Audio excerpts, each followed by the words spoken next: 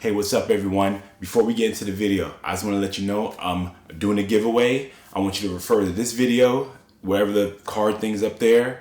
Go to it, like, comment, and subscribe to the channel. Subscribe to my channel to be entered to win that giveaway. All right. So watch the video. There's a certain thing you need to comment in the comment section. Do that real quick, and when we hit 501, closing it, I'm gonna announce the winner. All right. Enjoy the video. What's happening, everyone? Welcome back to Perfect Form Forever, where we talk anime, manga, and everything in between. All right, let's talk about the One Piece card game. And let's talk about cards that are not yet banned as of this moment, but are already unbanned, right? Let's talk about this. So I made a video of Whitebeard, Dadan, Nami, Marco being banned, right? It wasn't really a serious video like, oh my God, this, that, and the third. It was more of a, I hate Nami. I'm glad she's banned kind of thing. But I was more on the side of, shaking up the meta, banning the cards that was dominating the meta up to that point, right? And in that video, I had got a lot of people telling me like, oh, why did do it this late? These cards are not even that substantial in the next set, all valid things, right? And my video was more lighthearted and teasing about Nami, my beef with Nami and things. And my thing was like, yo, if they ban it, they ban it. We'll see what happens. We'll overcome that. You know what I'm saying? And it is what it is, right? Now the thing with me, now that the ban is lifted, so there's a ban date and a lifted date, right? So me seeing that, right, I could only, let me see, I could only have an opinion on what they do, and I'm not gonna cry about what they should do and things like that. Because going up into the ban, a lot of people were complaining about, Whitebeard, Law, Zoro dominating the meta, right? So I understood those people because it gets redundant, and when you get that, it doesn't make you want to play other decks, right? So I understood that, right? And when they did ban it, I also understood people that were saying, why ban it now after Red has dominated for so long, right? So in my head, I'm like, all right, Bandai doesn't really do things on time, right? If it's Bandai, I'm not sure if it's the Bandai, whatever sector of Bandai that's controlling, that does the meta stuff, the whole company don't do things on time, right? And I got that from them, the card releases for set 1 and 2, right? They short printed it, waves came out slow as heck. So I understood that they're not going to be up on like the play-by-play of what's going on in the meta, right? And you can only follow what they do in Japan. So it was just, I said that to say, it's weird that they banned a card because people complaining about it, that they're complaining against the cards. Then they unban it because the people, I guess, playing the cards were upset.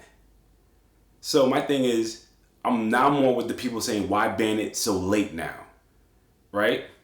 Are the people at Bandai, are they watching closely, or kind of just, sleeping, and if you poke them too much, they wake up like, wait, what you want me to do? Ban that one? Okay, cool. Because come to think of it, when Whitebeard came out, I think not when Whitebeard came out, and Moby Dick and what was it? It was Moby Dick and the blue card, right? They overpowered in Japan, right? They overpowered it, and we haven't had. I'm not sure if it dominated the tournament, the tournaments here yet, but we knew that ban was coming, right? We knew it was coming. Then it happened. Then it was cool with it because it happened in Japan, happened here. But when this ban happened, and then they banned the other market, but when this ban happened, it didn't happen in Japan. So I would think Bandai said, okay, it played out that Zoro, Whitebeard, blah blah blah. In set 5 it's not as prevalent. So we'll let this play out. Let them complain in the English side of things. We'll let them complain, but they see that it's not gonna dominate in the next set. So it'll even out, right?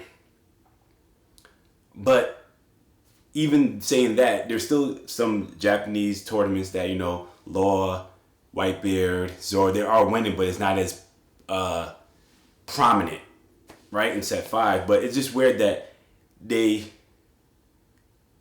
ban the cards right after. I think there might be one more tournament, maybe I think there's one more major regional, I think in California. Then right after that one, set 5 comes out and it's unbanned, right? Now that doesn't make sense. So my thing is, if Bandai, if you're watching this, if you're gonna ban something, ban it with your chest. You know what I mean? Take your intentions banning it and take what comes with it after you do it. Because this short-term ban stuff, it would have made sense if they were gonna ban it this late, that they came out with that time period. Like, hey, we see what's going on, we're gonna ban it from here to here, all good. But I think that they banned it because people complained. Then the same amount of people complained afterwards for what? A few days? Maybe like 2 days? Then they give a date on when it's gonna be lifted. So to me, it's like if you're gonna ban something, if you're gonna do something, right? If you're gonna make a statement, you're gonna do something, stand by it. Whatever it is, because when you did it, I'm sure you calculated that it was going to be done. Okay, it's going to be done. We're going to get the backlash. Set 5 comes out. It's not going to be a big thing. It'll pass over. And the thing is, if you're watching the game, you should have seen, okay, Whitebeard, Zoro, Red is just dominating, I'm going to make up a number, 50 to 75% of the time in tournaments. All right, let's restrict things now. Not ban, but let's restrict. Let's restrict the cards, but let's hit it early. Watch the meta early. Like, I think they should be watching the Japanese and the English, not in the States, but the English in the totality of it. Watch it and start shaking things up. Okay, boom, we've seen a trend. Let's see what the players are feeling. Send out another survey, because every time we got the shortage of cards, it was like, oh, answer the surveys, this, that, and third, but and then they came out those ways. It was like, put out surveys. How'd you like it? What you think about the winner? What do you think about the balance of the cards as far as all the cards being played and things like that? Try to get that constant communication, see what the temperature's feeling like in the meta game, but don't just, have it play out, kind of fall asleep on it, and it be so loud that these cards are dominating that you wake up, you do a rash decision. Ban it. Boom. Just ban it. Go back to sleep. Then wake up again like, wait, what? Oh, you're still upset? My bad. We'll take it off before set 5, because now we see that set 5, these cards won't be so prominent. It's like, dude, don't you look at the whole game? Don't you see what's going on? Don't you check the temperature? It's like, if you knew this set was going to mitigate the dominating cards, then just let it ride. Let the people complain, let it ride. But if you're going to ban it because of it, then let that ride. You know what I mean? People will complain, but at the same time, it'll pass over like everything else. So to me, it's just, I'm not sure if I'm ranting or not, or just babbling, but it's very weird to see how the people that are behind the scenes, how they react and put things into play, right? Because that's what we're watching. We're watching how they do things. When they opened up an official store in Texas here, I think the other one's in New Jersey, we're watching how, okay, they're trying to open things up.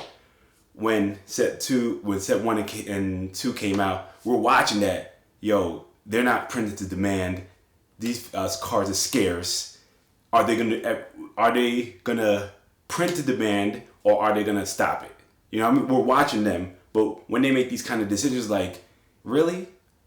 Y'all gonna just fold under this when you seem like you're watching the whole metagame, and it's like, did you ban it not knowing set 5 was coming out and how that was gonna play out? That's what I meant to say. Yeah, like, did you do that, or you banned it then you looked at the metagame in itself because you haven't been watching. You just kind of let it play out, thinking everything's great. So that's my thing. My thing is Bandai, if you're going to ban something, just ban it, right? Just do it. If you're going to temporarily restrict something or give a time frame of a banning, just do it. You know what I mean? Don't make one decision, then flip a few days later on the same decision, right? My thing is just put a statement out, hey, these cards are dominating, we're going to ban it from this time to this time, and in that little time period, maybe there's like 5 regional tournaments going on. You know what I mean? Be strategic in your banning. But I don't know. It's weird. I just want to put that out there that I understand the room. I'm not a meta player. I'm not doing these meta analysis or anything like that. But I do see, when I see the bosses move, that's to me is like, okay, this is what they're doing. Oh, this is how. Okay, if you complain, that's more interesting to me than meta analysis of the game because I suck. Because I ain't getting any better at that part. So seeing how the game shifts, I'm better at observing that. But again, that's me ranting. It's your boy Oliver. This year's coming up fast. This year is coming up fast, right? We got Set 5 coming in a few weeks. Next video, actually, let's do a wrap up of things coming up next, all right? So catch you in the next one. Peace.